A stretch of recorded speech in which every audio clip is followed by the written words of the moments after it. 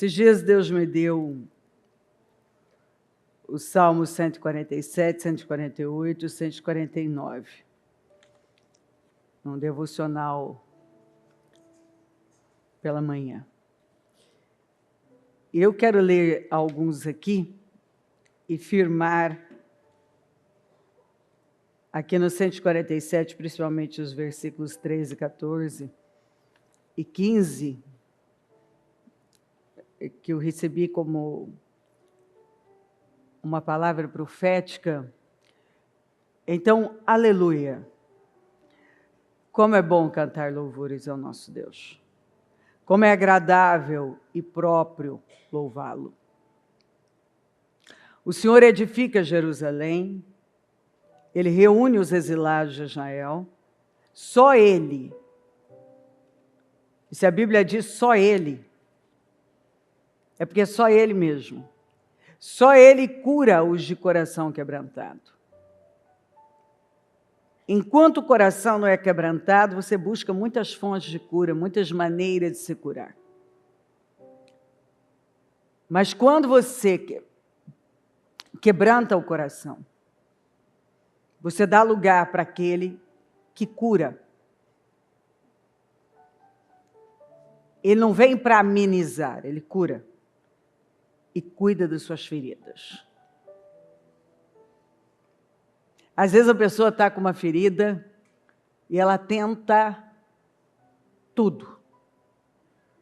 Usa de tudo. Quando ela poderia ir direto para Deus.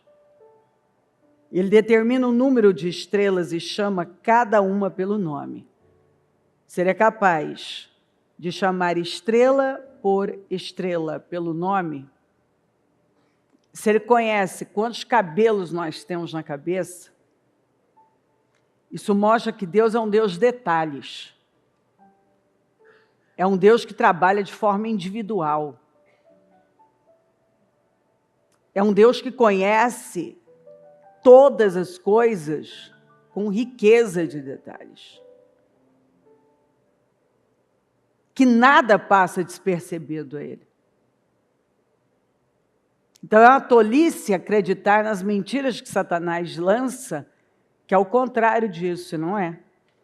Grande é o nosso soberano e tremendo é o seu poder. É impossível medir o seu entendimento. Ninguém. Eu vejo gente tentando explicar Deus. Como a criatura pode explicar o Criador? Ele vai além do nosso entendimento. Ou você tem uma revelação de quem Deus é, ou você vai supor, como eu vejo gente supondo.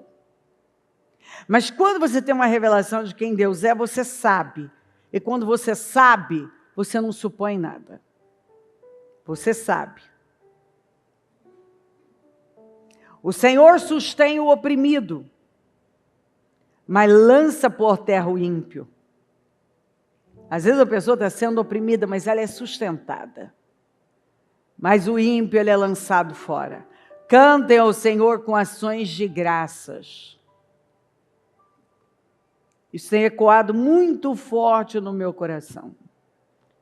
E não é por acaso que o Senhor tem nos levado a mensagens que nos conduzem a cantar. Porque no processo de transição em que nós estamos, porque nós estamos num processo de transição. E é muito perigoso quando você está num processo de transição, se você não focar a coisa certa, você pode voltar para o que é familiar.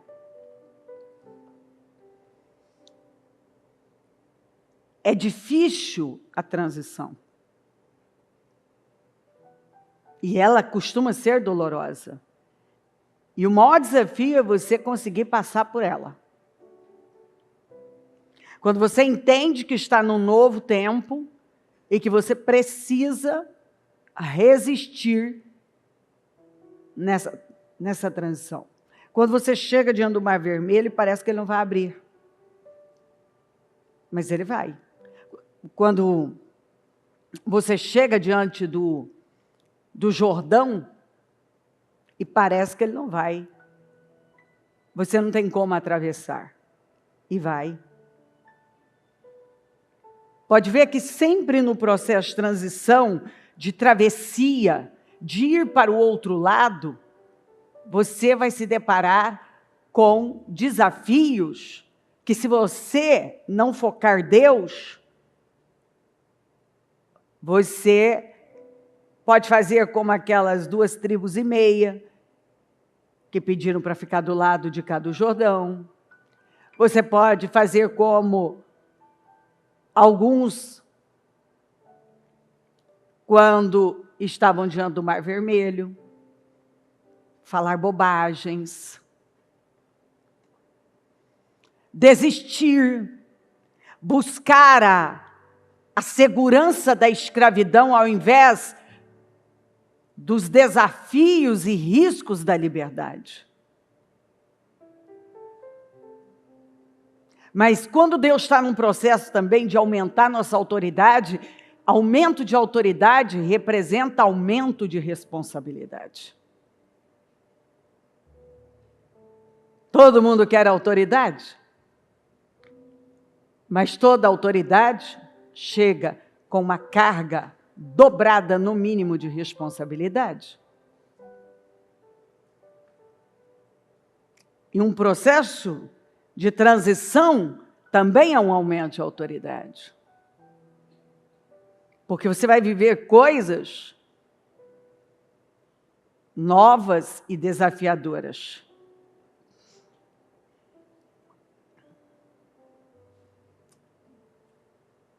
E que vem com uma responsabilidade ainda maior. O Senhor sustém o oprimido, mas lança por terra o ímpio. Cantem ao Senhor com ações de graças. Ao som da harpa, façam música para o nosso Deus. Ele cobre o céu de nuvens, concede chuvas à terra e faz crescer a relva nas colinas. Está vendo quem faz tudo é Deus? Ele dá alimento aos animais e aos filhos dos corvos quando gritam de fome. Se ele se preocupa com os animais e ele dá alimento aos filhos dos corvos quando gritam de fome, não é a força do cavalo que lhe dá satisfação, nem a agilidade do homem que lhe agrada. Olha que escritura. O Senhor se agrada dos que o temem. Às vezes a pessoa acha que é pela força humana e pela agilidade. Não. O Senhor se agrada dos que o temem, dos que colocam a sua esperança no seu amor leal. Dos que colocam a sua esperança no seu amor leal. Exalte o Senhor, ó Jerusalém. Louve o seu Deus, ó Sião. Pois ele reforçou as trancas de suas portas. Essa palavra para mim, quando eu a li, ela saltou. Então, eu tenho certeza que ela é profética. Deus está reforçando as trancas de suas portas. Deus está reforçando as trancas das suas portas.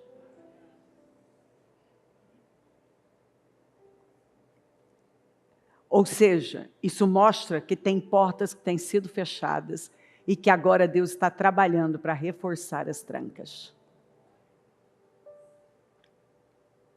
E portas fechadas significam poder e vitórias. E Deus está reforçando as trancas das suas portas. E abençoa o seu povo que lá habita. Deus está reforçando as trancas das suas portas e Ele está abençoando você de uma maneira diferente. Que lá habita, então Ele está abençoando a sua casa. com algo que você está buscando e esperando. Se antes Satanás tinha acesso, ele está reforçando as trancas das suas portas. E está abençoando com essa segurança que ele completa. É ele que mantém as suas fronteiras em segurança. E que supre do melhor do trigo. Então, ele vai manter suas fronteiras em segurança. E ele vai suprir você do melhor do trigo. Nós sabemos que há muitos problemas aí fora. E tem pessoas que não têm, elas não plantaram, porque a Bíblia fala assim, tem um salmo que diz assim, ó. Plante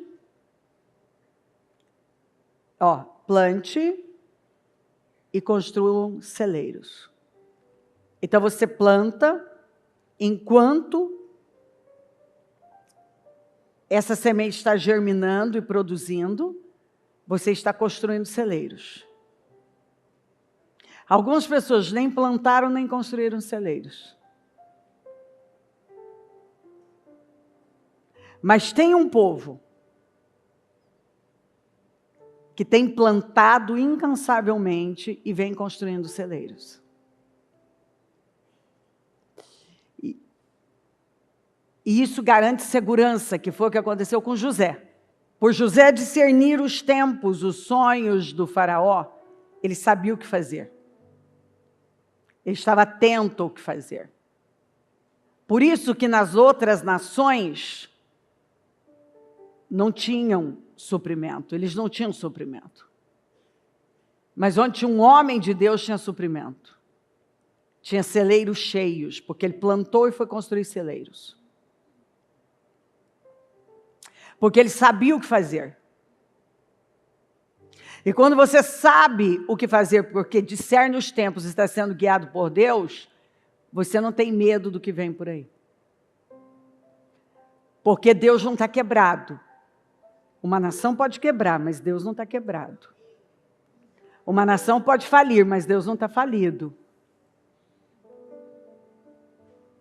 Deus não tem problemas financeiros. Deus continua sendo o Deus Jiré, o Deus provedor.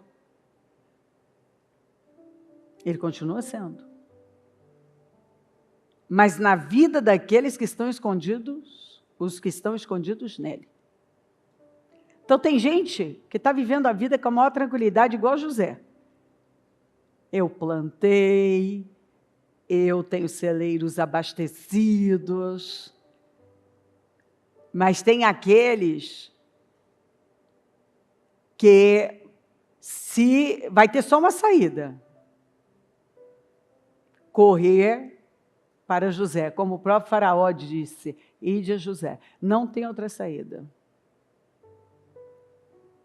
Porque não tem nada para colher, não tem celeiros construídos. Porque não prestaram atenção nas direções, no que Deus estava falando, no que Deus está falando. Você vê que tem gente que não presta.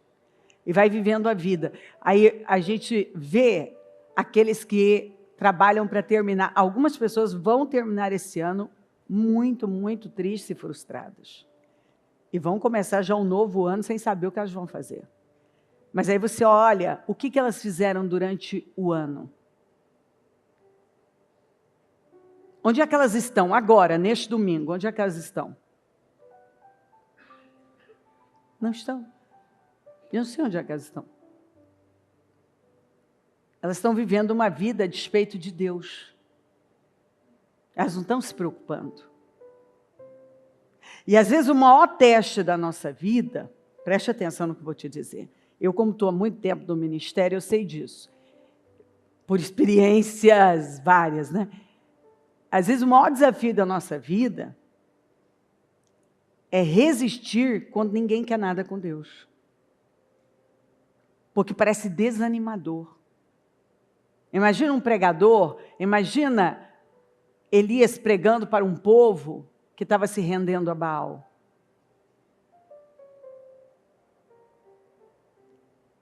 Imagina João Batista pregando, e ainda vendo uma turma que não queria se submeter a Deus.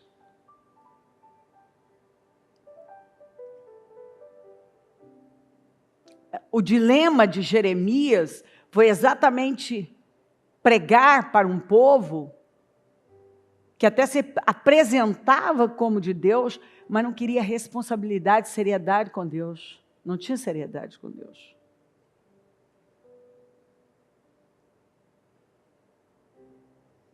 Então, às vezes, o maior desafio da nossa vida é quando você está vivendo um tempo de apostasia, de esfriamento, é você continuar crendo na verdade. Eu acredito que o maior desafio de Josué e Caleb em segurar ali, em continuar segurando a promessa, foi quando viu aquele povo simplesmente apostatar, desistir, dizer, vamos voltar, não dá, vamos levantar outro líder. Vamos voltar para a escravidão. E aí eu ouvi de Deus, agora esse povo não vai entrar. Então o maior desafio, muitas vezes, é você tirar o olhar de tudo que está acontecendo e continuar focado em Deus, acreditando na verdade. Lembra de Elias, que ele achou que ele era o único que tinha sobrado? E Deus vem e fala assim, não, você está enganado. Ainda tem um remanescente. Porque às vezes parece que você vai olhando, meu Deus, as pessoas não querem Deus. Elas estão realmente se entregando ao sistema desse mundo. E não estou me referindo aos mundanos, não. Aqueles que são ímpios. Eu estou dizendo aqueles que até se apresentam, que se pergunta para ele, qual é a sua fé? Eu sou cristão evangélico. Não, eu sou evangélico. Ou ele fala assim, não, eu conheço a palavra. Mas chega num domingo como esse, ele não vem ao culto. Ele não tem compromisso nenhum com Deus. Ele não tem responsabilidade nenhuma com Deus. O princípio da lei das primícias não faz parte da vida dele. Ele não se importa. Ele perdeu o temor. Deus não é sua prioridade. Ele envia a sua ordem à terra e a sua palavra corre veloz. Você vai ver. Deus está dando ordens. E você vai ver a palavra do Senhor correr veloz. Você nunca viu, você pode ser crente há muito tempo, você nunca viu a palavra correr tão veloz como ela vai correr daqui para frente. Você nunca viu como ela vai correr daqui para frente. Faz cair a neve como lã, e espalha a geada como cinza. Faz cair o gelo como se fosse pedra. Quem pode suportar o seu frio? Ele envia a sua palavra e o gelo derrete. Por mais duro que seja uma coisa, quando vem a palavra, tudo se derrete, envia teu sopro e as águas tornam a correr. Parece que as águas não vão tornar a correr e elas voltam a correr. Parece que tem uma barreira ali, né? Uma barreira que impede com que as águas fluam, com que as coisas corram, voltem a correr. E de repente chega aquele momento, quando você resiste firme, que você vê as coisas voltarem a correr. Ele revela a sua palavra a Jacó, os seus decretos e ordenanças a Deus, a Israel. Ele não fez isso a nenhuma outra nação. Todas as outras desconhecem as suas ordenanças, aleluia. Quer dizer, só o povo de Deus conhece as ordenanças do Senhor. E é por isso que só o povo de Deus é capaz de viver o resultado de se obedecer às ordenanças. Aleluia! Essa aqui é outra coisa. Cantem ao Senhor uma nova canção. É tempo de cantar uma nova canção, de uma nova linguagem. Deus tem moveres novos, uma unção nova, uma autoridade maior para esse tempo. Tem coisas que Deus já encerrou e algumas pessoas não encerraram e Deus já encerrou. E Deus está dizendo, é hora de cantar uma nova canção, a linguagem é outra. É hora de você se posicionar com uma nova canção. Eu estou fazendo uma coisa nova. Deixem o que se foi. Esquecendo-me das coisas que para trás ficam, eu avanço para as que estão adiante de mim. Eu tenho uma nova canção. Cantem uma nova canção. Louvem na Assembleia dos Fiéis. Alegre-se Israel no seu Criador. Porque eu vejo gente que só se alegra quando tudo está perfeito. Só se alegra quando tudo acontece do jeito que Ele quer. Mas Deus vem e diz, alegre-se no seu Criador. Você pode não estar vendo nada, alegre-se no seu Criador. Alegre-se no seu Criador. Enquanto algumas pessoas não entenderem isso, que o caminho da vitória é você se alegrar no seu Criador. Exulte o povo de Sião no seu Rei. Exulte no seu Rei. Louvem eles o seu nome com danças. Quer dizer, tenha movimentos de adoração. Ofereçam-lhe música com tamborim e harpa. Tem que corrigir o texto ali. O Senhor agrada-se do seu povo. Ele coroa de vitória os oprimidos. Você tem sido oprimido? Deus vai te coroar de vitória. Até porque, nesta nova estação, para muitos que têm resistido, se chama estação do favor. Para você. Estação do favor. Regozijem-se os teus fiéis nessa glória. E em seus leitos cantem alegremente. Antes mesmo de levantar, você já está cantando alegremente. Altos louvores estejam em seus lábios. E uma espada de 2 gumes em suas mãos. Meu Deus. Eu canto ao Senhor, antes mesmo de levantar. Altos louvores precisam estar na minha boca. Porque eu canto antes de tocar. E uma espada de 2 gumes em suas mãos. Porque a palavra de Deus é como uma espada de 2 gumes. Se eu tiver a palavra de Deus na minha vida, ela corta dos 2 lados. Ela resolve o que nada resolveu. A palavra de Deus resolve. Para imporem vingança às nações e trazerem castigo aos povos, para prenderem os seus reis com grilhões e seus nobres com algemas de ferro. Deus lida. Deus lida com os poderosos, para executarem a sentença escrita contra eles. Por isso que eu não posso temer. Você não pode temer. Nós só temos que confiar, porque Deus nunca perdeu o controle da história. Muito pelo contrário. Muitas vezes Ele permitiu que situações chegassem num nível do impossível. Para onde você olha é impossível. Exatamente para que o impossível se torne inevitável. Exatamente para que as pessoas recorram ao Deus do impossível. Para executarem sentença escrita contra eles. Esta é a glória de todos os fiéis. Ah, então esta é a glória. Viver isso aqui que você está lendo.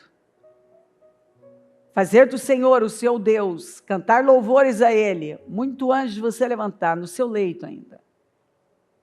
Confiar que Ele nunca perdeu o controle.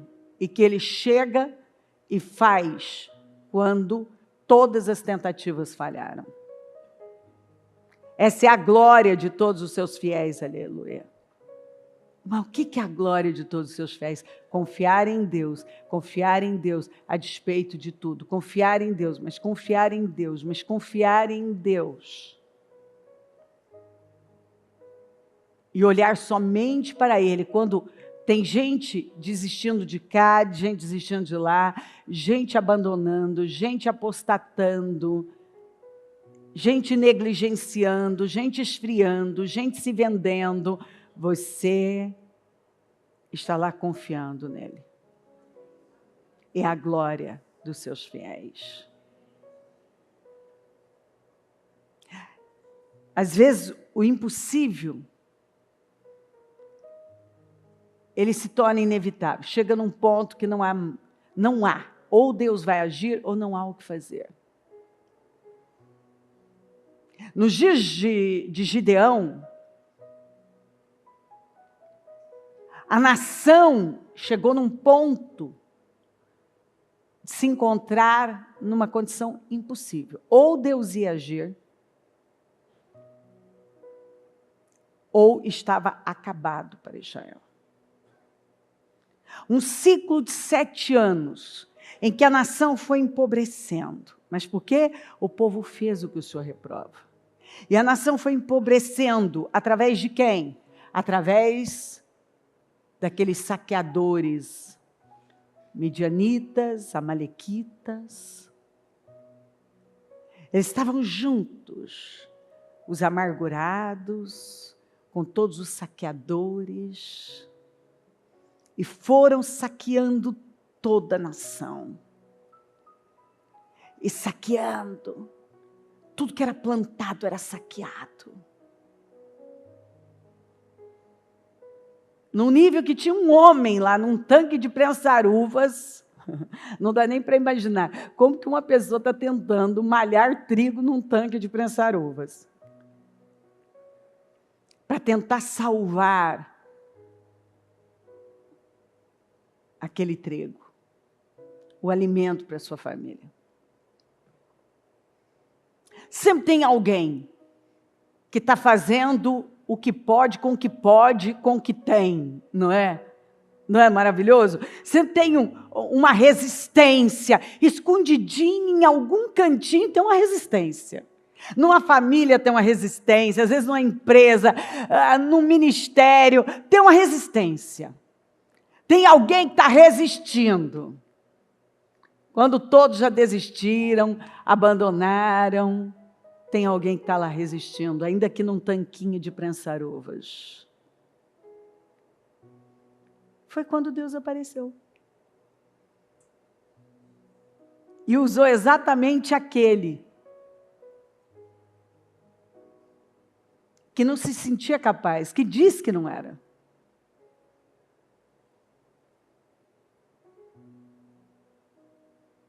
Mas o Senhor disse, com a força que você tem, vá, porque você vai derrotar Midian, como se fosse um só homem. Um exército de 32 Deus reduziu para 300, para mostrar que ele não precisa de muito. Ele precisa dos corações certos. É isso que falta muita gente acreditar. Tem gente que acha que precisa de muito, sempre precisa de muito, é muito, é muito, é muito. E Deus está sempre mostrando que não, você precisa dele, você precisa de mim, eu. Se eu for com você, se eu estiver com você, se eu colocar a minha mão sobre você, se eu abençoar você, se eu me manifestar, você precisa de mim, é de mim.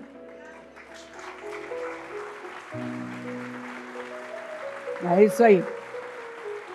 Você precisa de mim.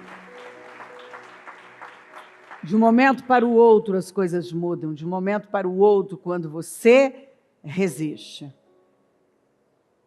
E lembra que Gideão pediu provas para Deus e Deus mostrou que tanto faz lã molhada, terreno seco, terreno molhado, lã seca.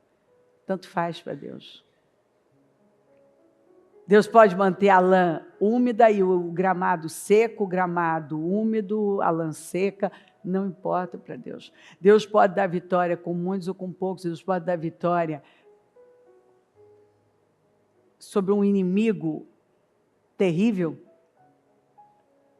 Deus pode encerrar um ciclo de derrota, porque na vida de algumas pessoas, elas estão em transição para a finalização de um ciclo de perdas para um tempo novo de restituições e conquistas maiores. Porque elas vêm resistindo. Elas têm feito, não porque elas são perfeitas, não, mas porque elas têm feito o melhor que elas podem para Deus, porque elas acreditam em Deus, porque elas têm a consciência de que elas não têm nada melhor para fazer do que buscar Deus. Porque na hora, às vezes, quando você está ali sozinho, igual estava o Gideão no tanque de prensar uvas, sozinho malhando trigo, parece que aquilo não faz sentido, parece que você é o bobo da história, parece que você que está perdendo sua vida, está perdendo seu tempo. Ah, é? Ah, é? Será mesmo? Pois bem. Parece que aqueles que estão vivendo a vida a despeito de Deus, às vezes dá até a impressão de que estão melhores. Será? E agora ele chega perto, Deus manda ele chegar perto do acampamento e tem exatamente 2 inimigos conversando e um contando um sonho. E disse, cara, eu tive um sonho estranhíssimo, que vinha um pão de cevada e rolava e destruía todo o acampamento. O outro vira para ele e fala assim, gente, se isso não é Deus, é Gideão. Gideão é o pão de cevada. Deus ama usar pão de cevada.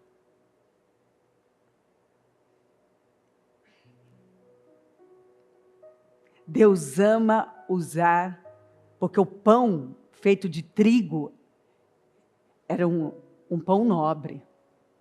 Mas o pão feito de cevada era inclusive tratado como o pão dos pobres.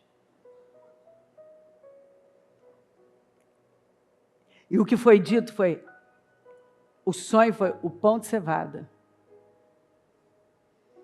E o cara fala, é Gideão.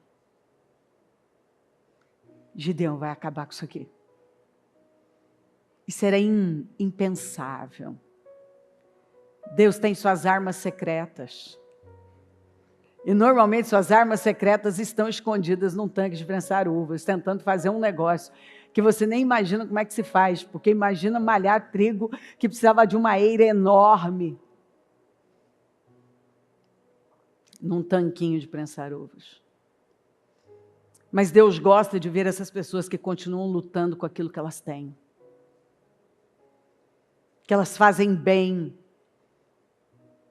Elas não diminuem o passo delas porque parece que não está funcionando. Parece que ao invés delas avançarem, elas estão retrocedendo. Parece que elas não estão saindo do lugar, mas elas continuam lá, acreditando que no final, como eu estou sempre de olho no final, como eu estou na lida há muito tempo, eu já vi essa história várias vezes. A maioria não pensa no final. Eles definem a vida pelo agora. Mas no final, vamos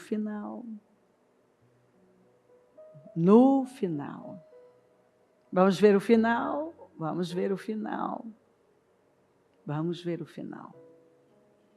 A viúva de Sarepta, ela ia ter um fim terrível, mas ela decidiu a vida dela pela fé.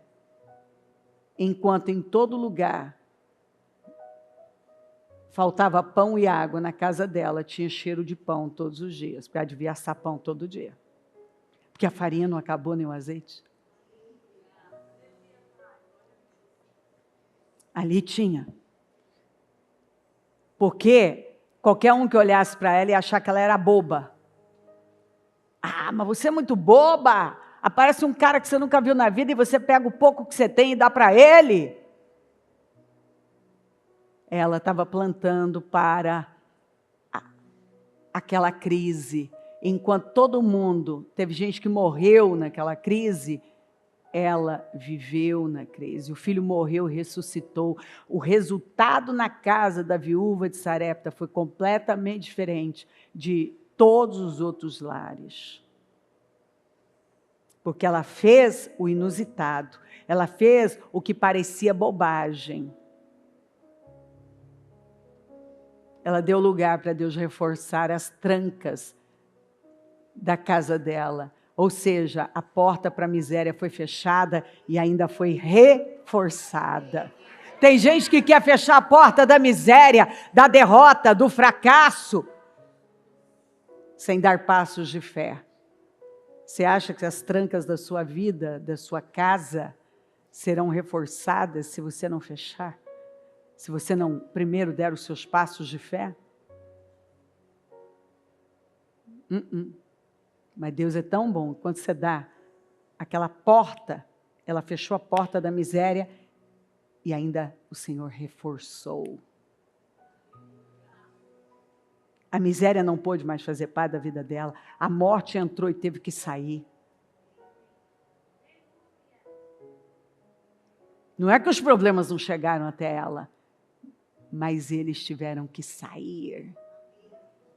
Diferente dos outros lares, que a miséria chegou, a morte chegou e não teve como sair.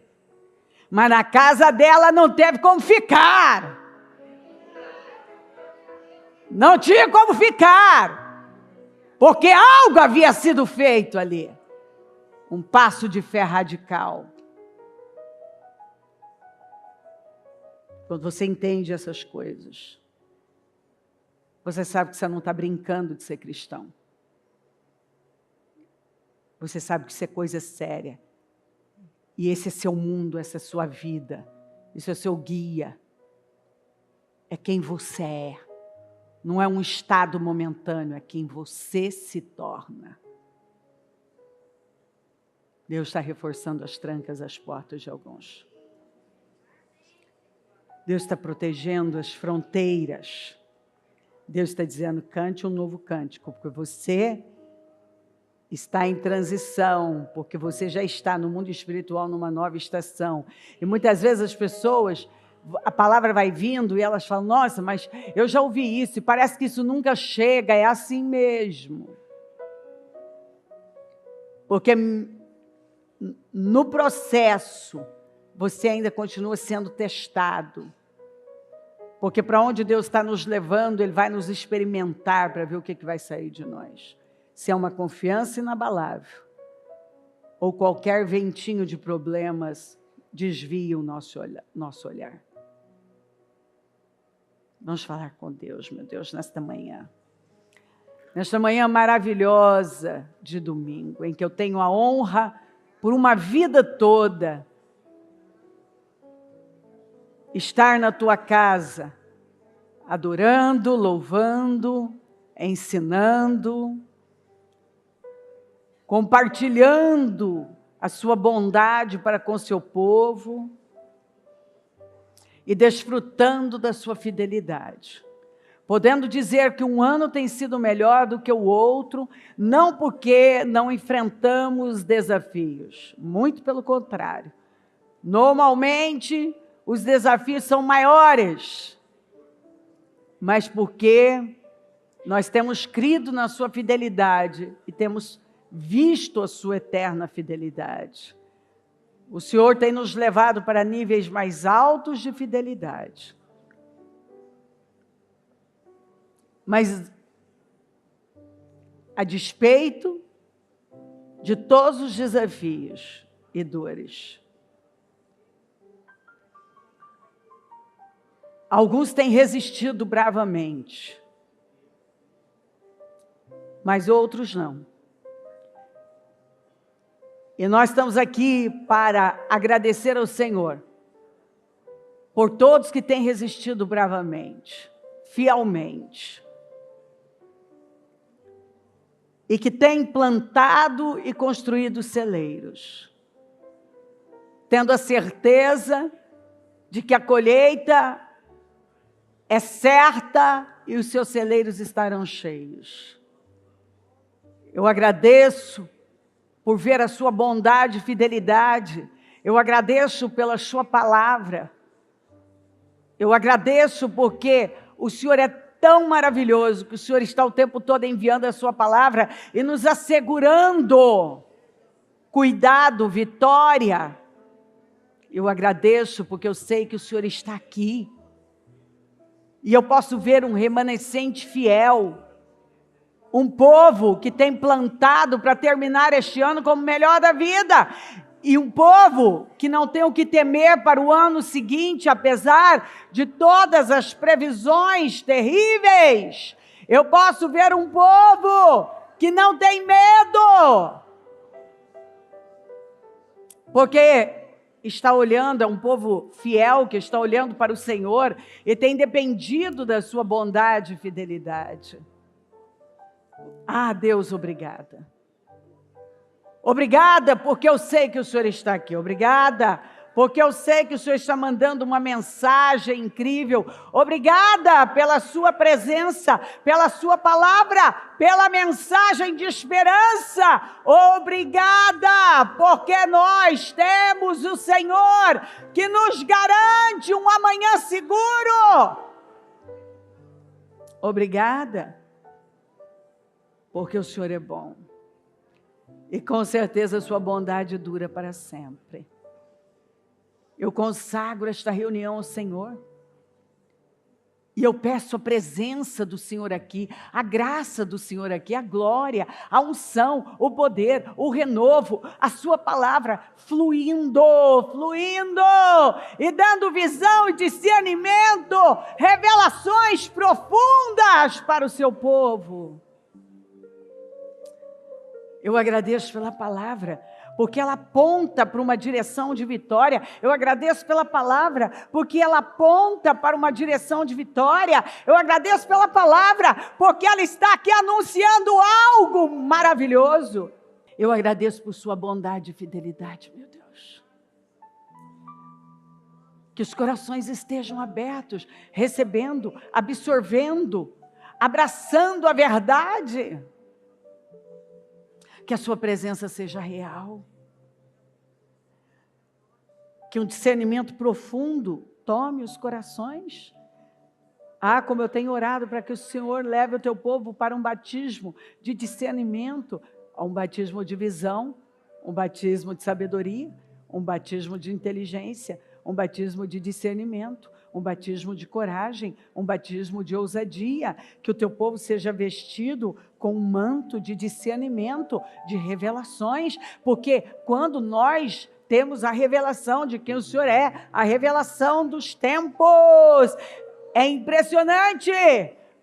Quando as tribos foram chegando para apoiar no reinado de Davi, nós vemos cada um com uma habilidade diferente, e nós vemos os filhos de Issacar, que tinham a palavra certa no tempo certo. Alguns estavam preparados para lutar, mas os filhos de Issacar sabiam dizer quando lutar. E se era uma boa luta ou uma luta sem recompensa. Ah, meu Deus, como nós precisamos disso.